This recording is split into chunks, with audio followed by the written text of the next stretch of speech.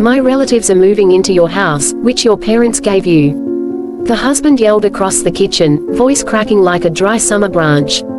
I froze with the kettle halfway to the mug, steam curling into my face.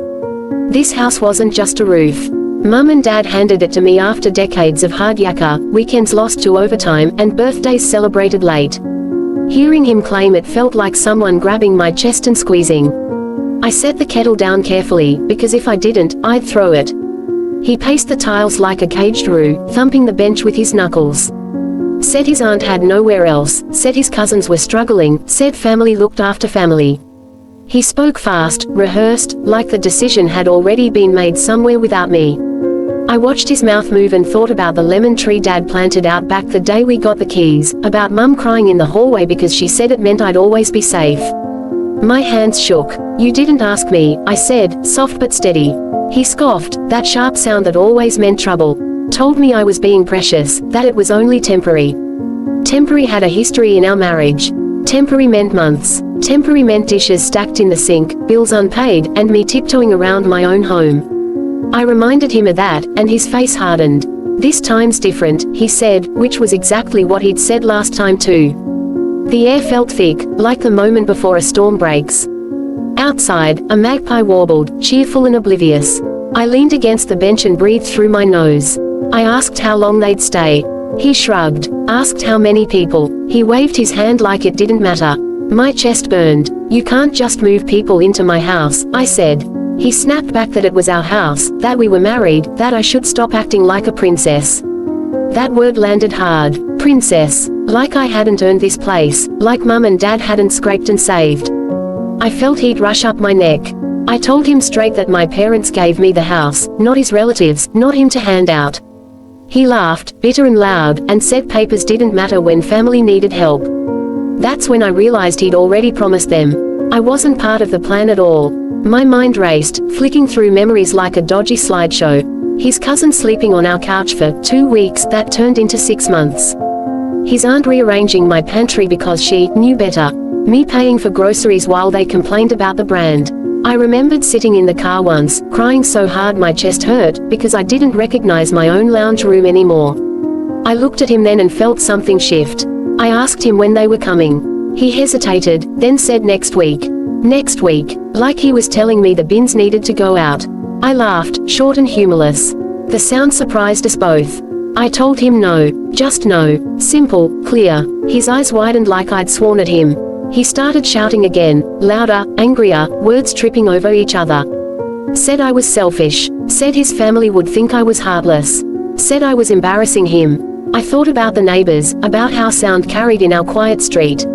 I thought about how often I'd swallowed things to keep the peace. I straightened my shoulders. "This is my home," I said. "You don't get to decide this without me." He stared at me like he didn't recognize who I was. Maybe I didn't either, not fully, not yet. He stormed out to the backyard, slamming the sliding door so hard the glass rattled. I sank into a chair and pressed my palms to my eyes. My phone buzzed with a message from him, already typing instead of talking. I didn't open it. I listened to the sounds of the house instead, the fridge humming, the clock ticking, the familiar comfort of a space that had always felt like mine. I walked down the hallway and ran my hand along the wall, past framed photos and small cracks we'd never bothered to fix. In the spare room, the one he clearly planned to give away, sunlight spilled across the floor. I imagined strangers filling it, their voices, their mess, their opinions. My stomach twisted. I sat on the bed and let myself feel angry, properly angry, without apologizing for it. By the time he came back inside, the sun was lower, shadows stretching long and thin. He looked tired but still stubborn. We stared at each other across the lounge room, the argument hanging unfinished between us. Nothing was resolved, but something had changed. I knew, deep in my bones, that this fight wasn't just about who moved in. It was about who mattered. And for the first time, I wasn't willing to be quiet about it. I stood up and opened the back door, letting evening air roll through the house, smelling of cut grass and distant smoke. The sky was streaked pink and orange, the kind of sunset people photograph and forget. I wondered how many compromises I'd made quietly, mistaking silence for strength. My reflection in the darkening window looked older, braver, and more tired. Somewhere between the shouting and the quiet, I'd decided this was a line I wouldn't let anyone cross again, no matter how loud they got. I didn't know what tomorrow would bring, only that I'd face it standing firm, backed by memories of my parents' faith in me, and the certainty that a home given in love deserved protection, respect, and a voice that would no longer be ignored. That knowledge settled heavily yet solidly inside me, like a stone placed carefully, anchoring me against whatever storms were about to arrive. Soon, everything would be tested. The night after the blow-up dragged on forever. He slept on the couch, back turned, phone glowing in his hand like a secret he didn't want to share. I lay in our bed staring at the ceiling fan as it clicked unevenly, counting the turns and trying to slow my breathing. Every time I closed my eyes, I saw strangers walking through my front door like they already owned the place. I'd never felt so unwelcome in my own house. Morning came with that flat, grey light that makes everything feel heavier. I made coffee and didn't offer him one. He noticed. Still carrying on, he asked, rubbing his eyes like he was the victim here. I ignored the jab and asked again, calmly, who exactly was moving in. He sighed dramatically and said his aunt, 2 cousins, and 1 cousin's partner. 4 people, possibly a kid as well, depending how things go. My grip tightened around the mug. I told him straight that 4 adults and maybe a child wasn't temporary help, it was a full takeover. He rolled his eyes and said they'd use the spare room and the lounge, like that made it reasonable. I reminded him that I worked from home, that I needed space, quiet, stability. He said I was being inflexible, that plenty of families lived crowded and survived. They'll chip in, he added, too quickly. I knew the tone. It meant he had no proof. The argument followed us through the house like a bad smell. In the laundry, he accused me of thinking I was better than his family. In the hallway, I snapped back that respect went both ways. Out on the back deck, voices raised, he said if Mum and Dad were such saints, they'd understand helping others. That one cut deep. I told him to leave my parents out of it. He didn't apologize. By mid-morning, messages started coming through on his phone. He didn't hide them. I saw his cousin's name pop up, then his aunt's. He smiled at the screen, reassured them, told them it was all sorted. My chest tightened. You're telling him yes, I said. He shrugged. I told you already, he replied. You'll come around. That was the moment outrage tipped into something colder. I realized he didn't see this as a discussion. He saw it as resistance he just needed to wear down. I thought about all the times I'd eventually come around before. Different issue, same ending. I felt foolish for not noticing the pattern sooner. I grabbed my keys and went for a drive, needing air. The streets were quiet, jacarandas shedding purple onto the footpaths. I parked near the oval where I used to play netball as a kid and rang Mum. As soon as she answered, my voice cracked. She listened without interrupting, anger building in her silence. When I finished, she didn't hesitate. That's not on, she said. That house is yours. He doesn't get to bulldoze you. Dad took the phone next. His voice was steady but firm, the way it got when something mattered. He reminded me why they'd given me the house early, said it was meant to be security, not stress. You don't owe anyone access to it, he said. Marriage doesn't cancel your rights. Hearing that felt like someone standing beside me, solid and unmovable. When I got home, he was on the couch again, grinning at another message. I told him I'd spoken to my parents. His smile faded. He muttered that they'd always had it in for him, that they thought he wasn't good enough. I didn't argue. I just said his relatives weren't moving in, full stop. The silence that followed was loud, thick with resentment. He warned me his family would be angry. I said I already was. He accused me of choosing my parents over him. I replied that I was choosing myself.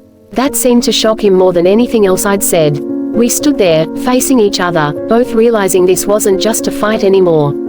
It was a reckoning, and neither of us knew how ugly it might get. The next day didn't ease off, it escalated. I woke to the sound of tires crunching on gravel and the low murmur of voices out front. For a split second, I thought I was imagining it, but then came a knock, firm, confident, like they belonged there. My stomach dropped. I pulled back the curtain and saw a faded ute, a hatchback packed to the roof, and people standing on the driveway with bags at their feet. His relatives. Early. Uninvited. Certain. He was already halfway down the hall, shoulders squared, acting like a host welcoming guests. I stepped in front of him before he reached the door. They're not coming in, I said. My voice shook, but I didn't move. He hissed my name like a warning and reached for the handle anyway. I planted my hand against the door. For a moment, we were locked there, husband and wife, tug of war over timber and glass. The doorbell rang again. I opened it just enough to step outside, closing it behind me.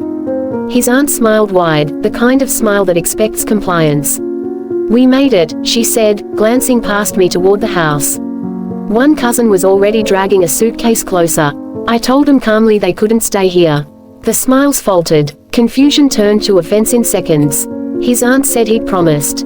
One cousin muttered something about being stuffed around. I said that wasn't my problem. That line must have carried, because a couple of neighbors slowed their walk, pretending not to listen while clearly listening. My cheeks burned, but I held my ground. I explained the house was mine, that no agreement had been made with me. His aunt scoffed and said marriage meant shared decisions. I replied that shared decisions required shared consent. He burst out the door then, voice raised, telling him to ignore me, saying I was stressed and would come around. That did it. I snapped back that he was lying to them and had no right to speak for me. The argument spilled onto the driveway, messy and loud. His cousin accused me of being heartless. I shot back that I wasn't running a free motel. A neighbor's curtain twitched. Another pretended to water their lawn. Mum arrived not long after. I hadn't even told her I was expecting company, but she came anyway, like she sensed it. Dad followed close behind. Seeing him walk up my driveway felt like reinforcements arriving.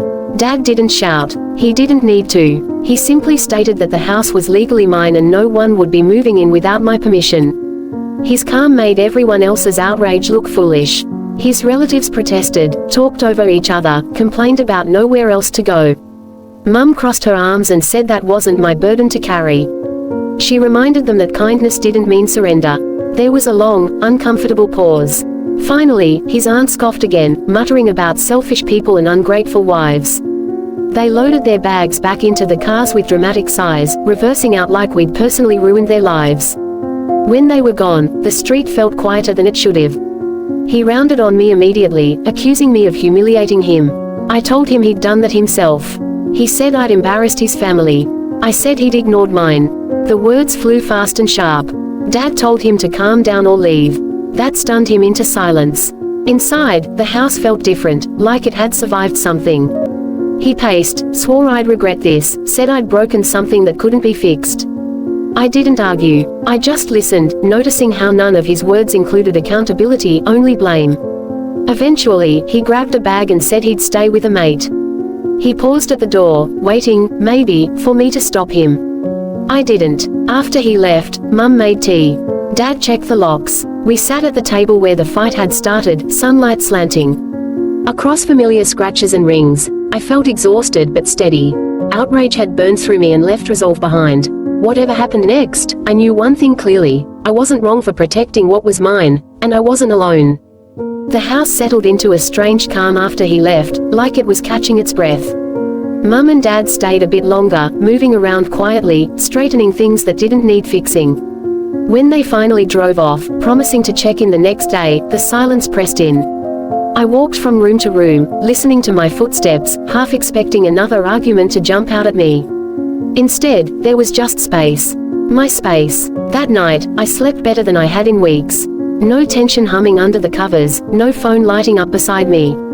In the morning, sunlight spilled across the kitchen floor, and for the first time in a long while, I didn't feel dread sitting in my chest.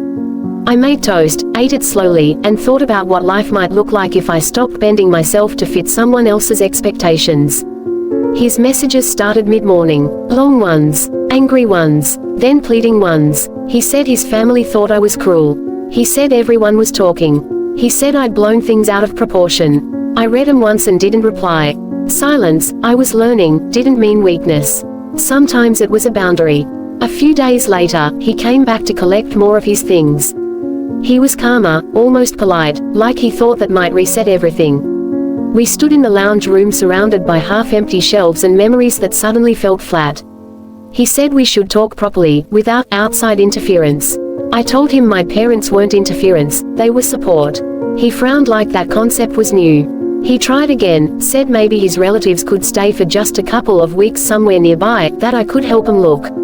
I shook my head. This wasn't about logistics anymore. It was about respect. I told him I needed time, real time, to think about whether this marriage still worked for me. That's when he finally looked scared. The neighborhood gossip moved fast, as it always does. A woman up the street stopped me while I was checking the mail, said she'd heard there was drama. I smiled politely and said everything was handled. And it was. Not perfectly, not neatly, but honestly. Each time I repeated that to myself, it felt more true. I rang a solicitor the following week, just to understand my options. Knowledge felt like armor. I didn't rush anything, didn't make big declarations. I just gathered facts, put plans quietly in place. At night, I sat on the back step under the stars, listening to the familiar sounds of the suburb, feeling anchored in the life Mum and Dad had helped me build. He asked if I missed him. I said I missed the version of us I thought we were. He didn't like that answer.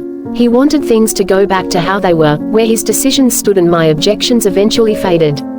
I realized then how small I'd made myself to keep peace. That realization hurt, but it also set me free. Weeks passed. The lemon tree out back started showing new growth, small green shoots pushing through. I took it as a sign, even if that sounded silly. I painted the spare room, turned it into an office like I'd always planned. Every brushstroke felt like reclaiming ground. Friends came over, brought wine, told me I looked lighter. I felt it too. Eventually, we sat down one last time. No shouting, no accusations, just the truth laid out plain. He admitted he'd assumed I'd give in, like I always had. I admitted I couldn't live like that anymore. There were tears, but also relief. We agreed to separate properly, respectfully. It wasn't the ending I'd imagined when we married, but it was honest. The day he returned his keys, I stood in the doorway and watched him go. I didn't feel triumphant. I felt steady. The house behind me was quiet, solid, filled with echoes of my parents' laughter, my own growth, my future. I closed the door gently, locked it, and leaned my forehead against the timber for a moment. Outrage had started this story, loud and explosive. But what remained was something calmer and stronger. A woman standing in her own home, on her own terms, finally certain that protecting what was given in love was never something to apologize for.